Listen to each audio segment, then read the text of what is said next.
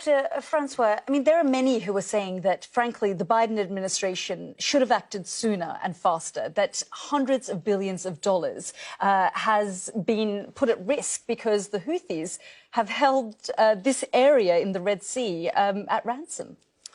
Sorry, so just let me get this straight, Yalda. So we are bombing the poorest, one of the poorest countries in the world that has been under a humanitarian blockade. There has been famine. These people have been decimated. And we are bombing them because a couple of guys in dinghies in support for the Palestinians who are having a genocide committed against them. They're objecting to that, and we're bombing them. Come on now. I mean, this is just an insane world for us to even think. I'm so sorry your Amazon packages are delayed. I really am. Like, I wish mine came on time.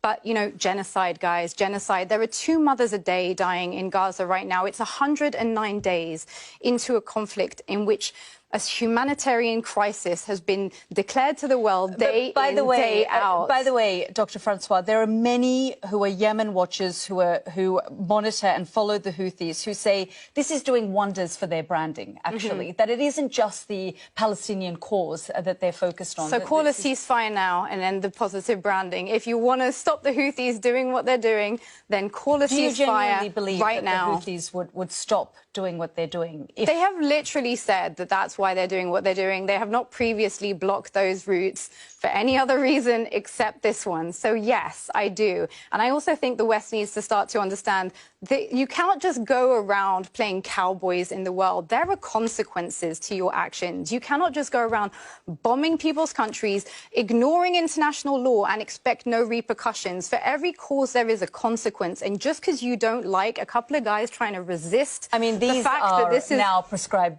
terrorists. Sure, according to Western governments. Well, also according to the Yemeni people, because they've which is a Saudi-backed government, which is essentially our. But the Yemenis who live, you know, under Houthi rule talk about the fact that this group continues to terrorize them as well. Yeah, I'm no fan of the Houthis, apart from when they're blockading in favour of a ceasefire, which should have been called a long time ago. 55,000 people are dead in Gaza right now. There are over 60,000 people injured with no access to food, water, aid. How dare we have a conversation about trade when there are children right now being treated without anaesthetic? Well, there are things that require us to make some sacrifices, and this would be one of them. They do have the global economy, global markets hostage. Good for them. Bill Browder. Good for them. Ceasefire now. Ceasefire now. We're going to have to leave it there. But Dr. Myriam François, you cannot allow these people to be decimated and expect there to be no consequences. I think that is.